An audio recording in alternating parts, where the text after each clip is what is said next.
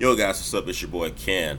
Going through a little bit of some technical difficulty right now. I'm trying to, I guess you could say, reclaim my channel. For some reason, I can't log on to my YouTube channel, so I'm trying to figure that out.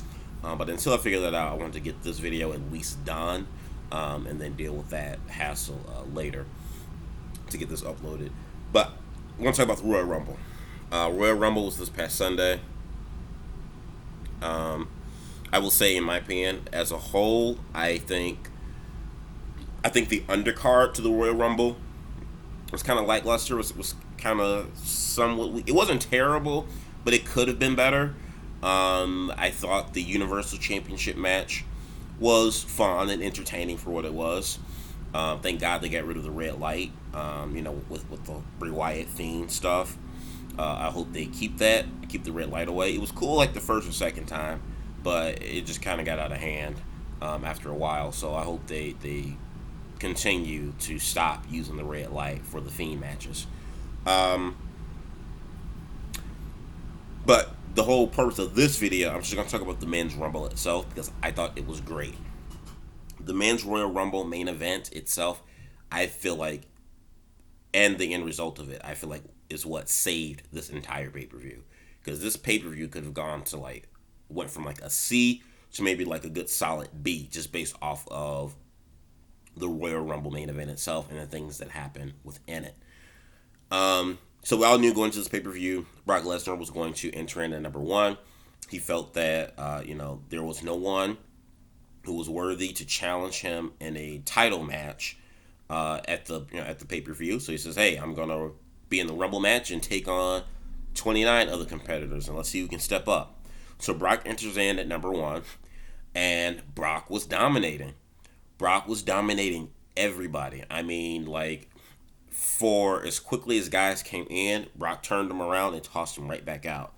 Um, I didn't like though that they had John Morrison. John Morrison was in there for less than a cup of coffee. He didn't even get to the register to order his cup of coffee. So I thought Morrison should have lasted a little bit longer than he did. Maybe if not, he should have probably came in towards the latter end of the Rumble match.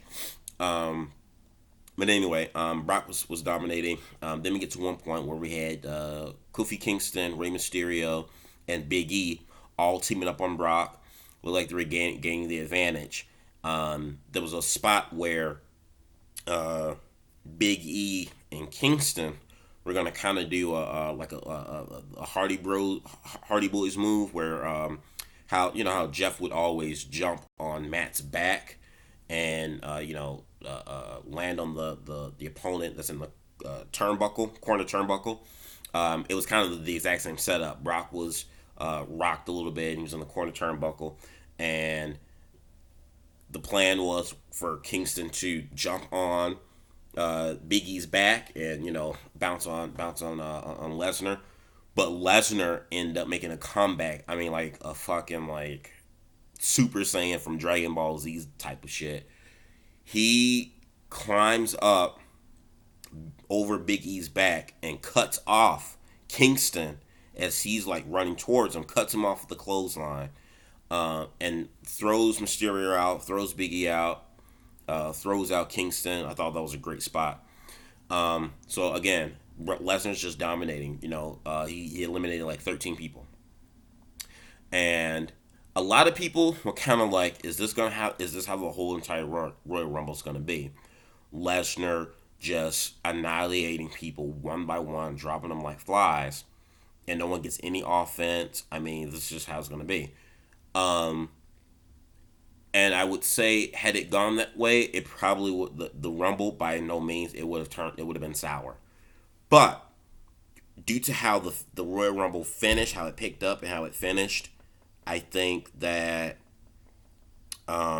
having Brock being dominant as he was, eliminating those first 13 opponents like flies, like that, was really beneficial for the winner of the Rumble, which I'm going to get to. Um, So before I get to the second half of the Rumble, we get Keith Lee. People popped for Keith Lee. Keith Lee looked like $1 million. Even Brock Lesnar, to his credit, was kind of putting Keith Lee over and was like, "Who's this motherfucker? Who's this fucker?" You could hear him say it. Keith Lee was awesome. It was awesome seeing him and Lesnar being like toe to toe. I thought was awesome. And in one case, my one buddy was like, "This dude's bigger than Brock Lesnar." I'm like, "Holy fuck!" Um, and I thought Keith Lee looked like $1,000,000. He was in there with Brock for a minute, probably longer than anybody prior to McIntyre coming in. Keith Lee lasted probably a good while and had a good showcase. I thought, to me, Keith Lee looked better and had a better showcase in this Rumble match with Lesnar than he did in that Survivor Series match against Roman Reigns. Um, I just thought he was showcased better, and he was able to do a little bit more in this moment at the Rumble than he was allowed to do at Survivor Series. I know a lot of people might disagree with me on that, but that's just how I saw it. But Keith Lee looked $1,000,000. Then you got Braun Strowman, and you just had these three big behemoths, these three big monster dudes, just wrecking each other, and it was just fun to see. Um, it was fun to see that. But then eventually Brock Lesnar ends up eliminating both of them. Then we get Ricochet comes out. He tosses Ricochet like a quarter, not outside the ring, but just tosses him around, and Ricochet rolls over. Then we get Drew McIntyre. I think McIntyre came in at number 16, I think it was. Drew McIntyre comes in. This is my guy. I want to win the Royal Rumble. I've been wanting Drew McIntyre to win the Royal Rumble for the last 2 years. 2019's Royal Rumble, I knew Seth was gonna get it just because I kind of felt it was Seth's time to have that accolade under his belt.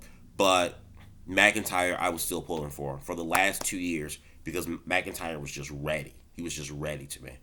So, um, get to the spot. McIntyre comes in.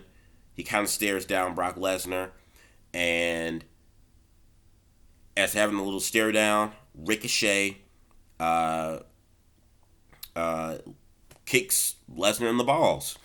Kicks him in the balls. Lesnar is incapacitated right now. He's holding his crown jewels. And McIntyre kicks Brock Lesnar with the Claymore. And Brock Lesnar tumbles over the ropes, and is eliminated. I jumped out of my seat. I and my friends who were here watching this pay per view with me this weekend, we jumped out of our seats. I said, and it was funny because I called it. I was like, Drew needs to eliminate Brock. I said, if Drew eliminates Brock, that's going to speak volumes. I was saying that at least by time like the 10th person came into the ring at number 10, I was waiting for it, and my God, when it happened, I popped. I did. Um, the crowd popped for it. The crowd popped, and I was like, that right there is how you make a star. That is how you make a new main event star right there. At that point, I was like, I still hope he wins the Royal Rumble. I'm not holding my breath, but even if he doesn't win it, there's still a program that they could set for Drew and Brock right there just by him being eliminated. Because Brock was sitting outside the ring for quite a while, so I thought that Brock was gonna like go back in, drop an F5, and Drew ends up being thrown over the top rope. Um, but that moment right there was priceless. Drew takes Ricochet, and he just tosses him like a sack of potatoes, like it was nothing. Tosses him like a rag doll outside the ring, eliminates Ricochet, and he's keeping his keen eye on Brock Lesnar the entire time. And this is a guy I can honestly say I can't think of right now. And we'll see how it builds, leading into WrestleMania. But this is a guy that's literally just like taking the fight to Brock Lesnar. Like, I know Rollins beat Brock Lesnar twice. Um, Roman beat him once at SummerSlam. But like, we really haven't seen anybody like with some aggression and like really just not back down from Brock Lesnar. And I loved the facial interactions that McIntyre was giving Lesnar as he was eliminating people. He never turned his back, because WWE, they always book baby faces to be kind of stupid. Oh, you're eliminated, so I'm just gonna, he never backed down from Brock Lesnar. He never looked away at Brock Lesnar. He kept his eyes on him the entire time. Each time he eliminated someone, He checked right back, and I was like, "That's smart booking. I like that. Do more of that, WWE." Um, so Brock gets eliminated. Fast forward a little bit later. I don't remember the number he comes in at, but Edge. Edge is back. I'm gonna make a separate video talking about this in detail. Edge made a comeback. Uh, all the rumors that came out were true. The rumors of Edge getting back in ring shape. The rumors of Edge. He even said it himself in his own podcast with Christian that he felt better than he ever has before. He feels good and everything else. You normally don't talk about these things unless you're prepping for an in-ring return to some capacity. Um, and I remember as those rumors were starting to get bigger and bigger and start to swirl, Edge never denied it. He never confirmed it, but he never denied it. So that was also another hint too. I think a lot of people probably didn't realize when those rumors came out, Edge never denied that those rumors weren't true, but he never confirmed it either. He's just kind of like, let people make their consumptions and make their wild speculations, which is probably the best thing to do. And it was the good thing that he did because he looks great. A little bit more on the leaner, skinnier side, maybe. Looks like Edge might have transitioned over to the vegan lifestyle, but he looked great. He worked around really good. It pissed me off when as soon as he enters, he hits his first spear. He hits Ziggler, and the camera pans away to the audience, and we missed that first spear. I was so me and my friends, we were like, "Are you fucking kidding me?" Like the first spear this guy delivers, and you guys don't even capture that moment. And it's against Dolph Ziggler of all people, because I don't care for as much as we can say Dolph Ziggler is a slave to the machine, whatever the case may be. The guy is a bump king. He is still to me one of the best sellers in professional wrestling today. So I want to see Ziggler get that spear because I know he's gonna bump like a rubber ball and he's gonna sell that move like $1 million fucking. And they panned the camera when that happened. Then we had a little moment with Edge and AJ Styles, which was a cool moment. And I was like, you know what? I wouldn't mind seeing a program with these two. Get it done. Then Randy Orton comes in. Randy Orton and Edge kind of have a reunion, a la rated RKO, for the youngins out there. They had a cool moment. They did like a double RKO on Drew McIntyre.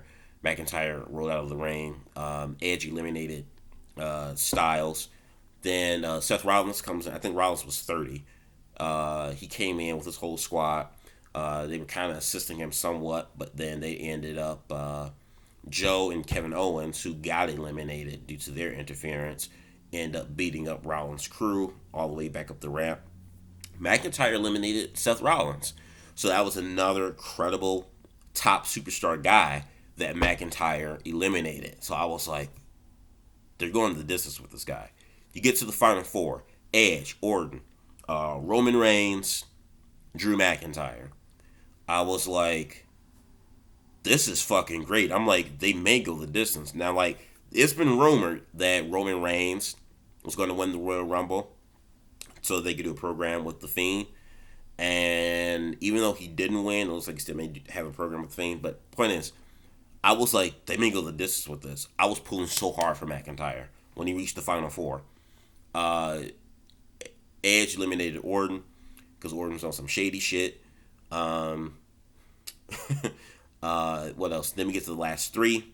You get Roman Reigns and Edge were on the ring apron, and they were like battling it out or whatever. Mind you, McIntyre was still knocked out from the double RKO that he had gotten from Edge and Orton. And I noticed at the corner of the screen, because I told my buddies that Edge and Roman were doing their thing on the ring apron. But I told my friends, I was like, look at McIntyre in the background in that corner. He's rolled around because at first McIntyre was on the edge of the apron when he had received that double finisher.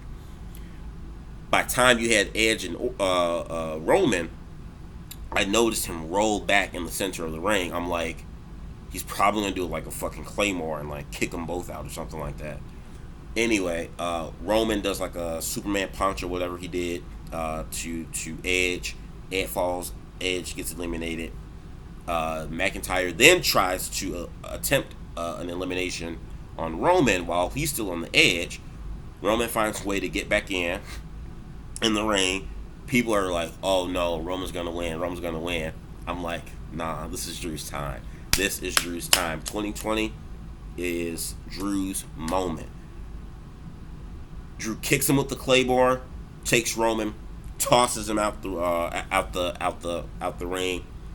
Your 2020 Royal Rumble winner, Drew fucking McIntyre. I popped. My friends jumped out of their seats, excited and elated. That was a moment. To me, that was a Royal Rumble moment. The right guy won. Drew McIntyre has it. He has it. Um, and I hope he wins the WWE Championship because right now there's really nobody on Raw, in my opinion at least, that deserves the strap right now other than Drew McIntyre. And you saw the emotion of McIntyre. Like he was crying, he was excited. It was a moment. It really was. Like it was a genuine like emotional moment. Like you can tell just him. And I've seen so many interviews of McIntyre. He truly has a passion for this business. He said plenty of times with and Xavier Woods like up down videos and stuff. He wants to be the face of the company. He wants to be that guy, a fighting champion. He wants to be the horse that pulls that carriage, that pulls that company tow line. To me, you don't see a lot of guys that say that and that want that. And to me, I look at guys like that, and that reminds me of guys like the Bret Harts, the Shawn Michaels, and just having that passion to wanting to be that guy. And I think McIntyre has all the tools to do it. He's done it. When he left WWE, he reinvented himself. When he cut that promo on ICW, I said that's the Drew we should have had in WWE the entire time. That was the Drew we should have had in WWE. If you've never seen Drew McIntyre's promo from ICW when he left WWE, Jesus, 7 years ago, um, you gotta go do yourself a favor, go on YouTube and just type in Drew McIntyre or Drew Galloway, was the name he went by. Drew Galloway interview or promo in ICW. He was fired up. He was passionate. I was like, this guy's going to become something great, and he did. He became ICW champion again, and towed the company line for that indie promotion. He towed the company line for the now defunct, unfortunately, Defiant Wrestling, which was then What Culture Pro Wrestling. He told the line for Impact Wrestling when he was the face of that company. I watched Drew and thought he was good, even during that time when Impact, a lot you could say, was a lot more unwatchable compared to like say now, which I think Impact is more watchable now, a watchable product now than it was then. But I still watched it. I saw his improvement, his growth. Then Evolve with Gabe Sapolsky. Gabe Sapolsky made him the poster child for Evolve and his run down there. Then you get to NXT. He was kind of grown. His stunt in NXT was kind of lived shortly, just because like the more that he won the title, the NXT title, he got injured. That was unfortunate. But you can tell he was kind of being built as like one of those guys for NXT. And now he's back on the main roster. He's been on the main roster for like maybe 3 or 4 years now. 3, I would say. And to me, I feel like Drew McIntyre today is a totally different person than he was, 13 years ago when he first started in WWE, or 10 years ago, however long it's been. When he first started, before the 3MB stuff, when he was dubbed as the Chosen One, he has grown exponentially. He looks hungry. He looks ready. The Rock even gave an endorsement on Drew McIntyre. The Rock even said like a year ago, he was like, if I was the head of a wrestling company, he was like, I would build my company around McIntyre. He said McIntyre has the it factor. He says McIntyre has charisma. He has the it factor. He is a guy you want to be your world champion, and told that company line. That was a tweet that came from The Rock. The Rock, one of the greatest wrestlers of all time, in my opinion. To get that such a huge endorsement, I was like, man, if The Rock sees this, what is WWE doing? Why are they waiting for so long? And it's funny that, Drew McIntyre gets this opportunity now that, since Paul Heyman is somewhat the head creative control of Raw, because I immediately said, for McIntyre to win this Rumble and then get a shot at Brock Lesnar, I'm pretty sure Paul Heyman had some say in that, because McIntyre looks like a Paul Heyman guy, and I say this for two reasons. A, Gabe Sapolsky, who is a protege of Paul Heyman and who currently runs and owns Evolve Wrestling, had Drew McIntyre as the face of his company for a time, and world champion when McIntyre worked in Evolve prior, before he came back to WWE. We know Gabe Sapolsky is in close relations with Triple H and the WWE system. So if Gabe Sapolsky thought very highly of Drew McIntyre, you can figure Gabe Sapolsky has probably spoken of McIntyre to Paul Heyman. Then it was just reported this morning, or yesterday, I should say rather, that things were coming out. I think Dave Meltzer came out to report that the original plan was originally for Roman Reigns to win the Rumble. That McIntyre was automatically gonna eliminate Lesnar, but Roman was gonna still be the one to win the Rumble. It was Paul Heyman who convinced Vince McMahon that they have to go all the way with McIntyre if he eliminates Brock Lesnar. They got to go all the way and have McIntyre win the Rumble. This news report just came out either yesterday or this morning. And I believe there's some truth to that.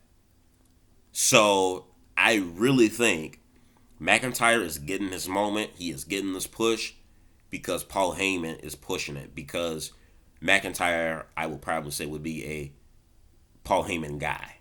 A Paul Heyman guy. I'm not saying Paul Heyman guy. I'm not saying a guy that, would be put in the same light as like a Brock Lesnar or a CM Punk. But a guy that Paul Heyman sees talent in and wants to push.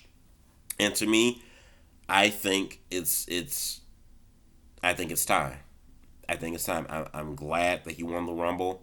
They have to go all the way. He has to beat Brock Lesnar. They can't just have him win the Rumble and then lose to Brock at Mania and then win the title, somewhere down the line. He's got the momentum. Strike now while the iron is hot. It's hot. They got to go all the way to this with McIntyre. He's getting over. He comes across as a legit badass. Like I said, he has the it factor. He is. So I'm excited as hell to see this. I don't think I've been this excited anything WWE related for quite a while. So yeah, I'm excited for it. I'm really excited to see what they do with this. They're already, based off last night's Raw, they've already built up or building up the program with McIntyre. McIntyre immediately announced that he's choosing to face Brock at WrestleMania. Brock came out and F5'd him and crushed him. So this is going to be cool to see. I hope the build for it is good. We got 2 months. And it's just kind of funny that, this year's WrestleMania is kind of pirate themed. And to have McIntyre win it and see him point towards the pirate themed WrestleMania sign, it's kind of befitting. Maybe because McIntyre kind of looks like a pirate himself a little bit. I don't know. So yeah, you guys let me know what you thought about the Royal Rumble. McIntyre winning. Him main eventing WrestleMania. I'm going to hear you guys' thoughts in the box below. Do yourself a favor. Hit this video. Like it. And subscribe. Peace.